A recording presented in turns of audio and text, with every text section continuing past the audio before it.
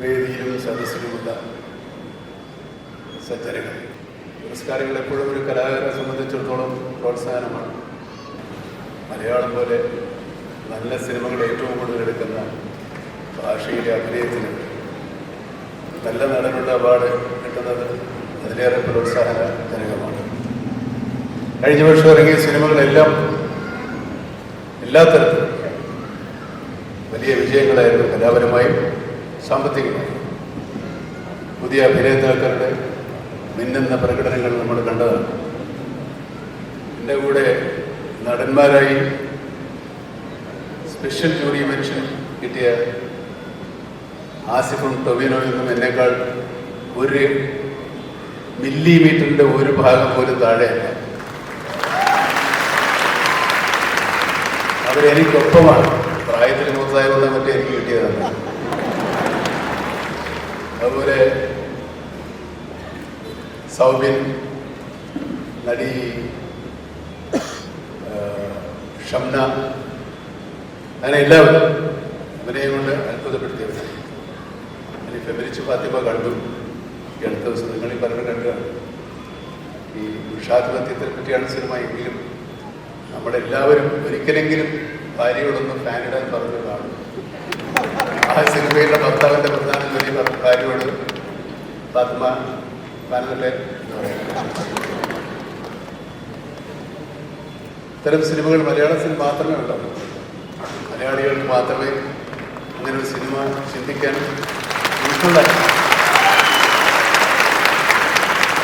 നമ്മുടെ മറ്റു ഭാഷാ ചിത്രങ്ങളിൽ പ്രവർത്തിക്കുന്ന സാങ്കേതിക പ്രവർത്തകർ എപ്പോഴും ചോദിക്കുന്നത് മലയാള സിനിമയ്ക്ക് മാത്രമാണ് ഇങ്ങനെ ഒരു എന്താണ് ഇങ്ങനെ, അവർക്ക് മാത്രം എങ്ങനെയാണ് ഇത്ര നല്ല സിനിമകൾ ചെയ്യാൻ സാധിക്കുന്നത്, ഇത്ര നല്ല കഥകൾ കിട്ടുന്നത്? ഒറ്റ ഉത്തരവേ ഉള്ളൂ, ഇവിടെ അത് കാണാൻ ആളുള്ളതുകൊണ്ട്. നമ്മുടെ പല സിനിമകളും നമ്മുടെ നാട്ടിൽ വിജയകരമായി പ്രദർശിപ്പിച്ച കലാമൂല്യമുള്ള സിനിമകൾ ഒരിക്കലും മറ്റു ഭാഷകളിൽ പ്രേക്ഷകർക്ക് താല്പര്യമുണ്ടാകണമെന്നില്ല. പക്ഷെ നമ്മളെല്ലാത്തരം സിനിമകളെയും പ്രോത്സാഹിപ്പിക്കുകയും സിനിമ വിനോദോപാധി എന്നതിനപ്പുറത്തേക്ക് സിനിമ ചിന്തിക്കാനും മനസ്സിലാക്കാനും സന്ദേശങ്ങൾ പകരാനുള്ള ഒരു മാധ്യമം കൂടിയാണ് എന്ന് വിശ്വസിക്കുന്നത്. സിനിമയ്ക്കൊരു കഥ വേണം എന്നാലോചിക്കുന്നവരാണ്.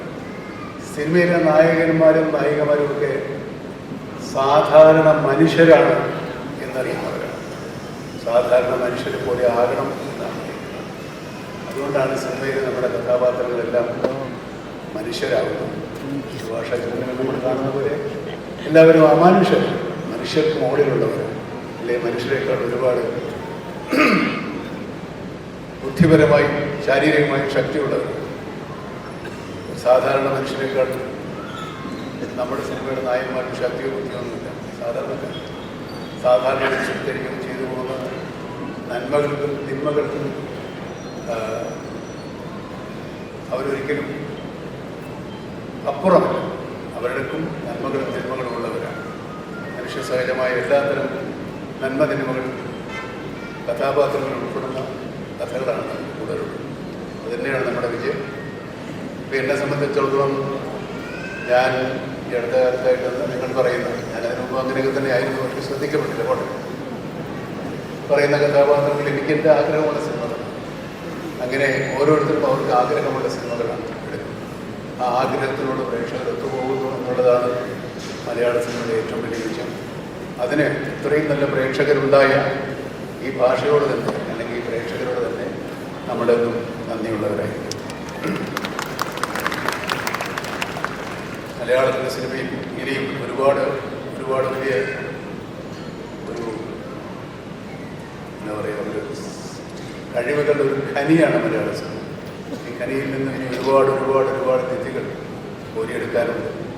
അങ്ങനെ കോരിയെടുക്കപ്പെടുന്ന നിധികൾ നല്ല സിനിമകളായി, നല്ല അഭിനയമായി, നല്ല സംഗീതമായി, നല്ല കഥയും കഥാപാത്രങ്ങളുമായി നിങ്ങളുടെ മുന്നിൽ വരട്ടെ എന്ന് ആഗ്രഹിച്ചുകൊണ്ട് അതിനൊരു ഭാഗമാകാൻ എനിക്കും സാധിക്കട്ടെ എന്ന് ആഗ്രഹിച്ചുകൊണ്ട് ഈ പുരസ്കാരത്തിന് എന്നെ തിരഞ്ഞെടുത്ത ജൂറി അംഗങ്ങളോടും ഇതെനിക്ക് തന്ന കേരള ഗവൺമെൻറ്റിനോടും എനിക്കുള്ള അഗൈരവമായ നന്ദി രേഖപ്പെടുത്തിയിട്ടുണ്ട്.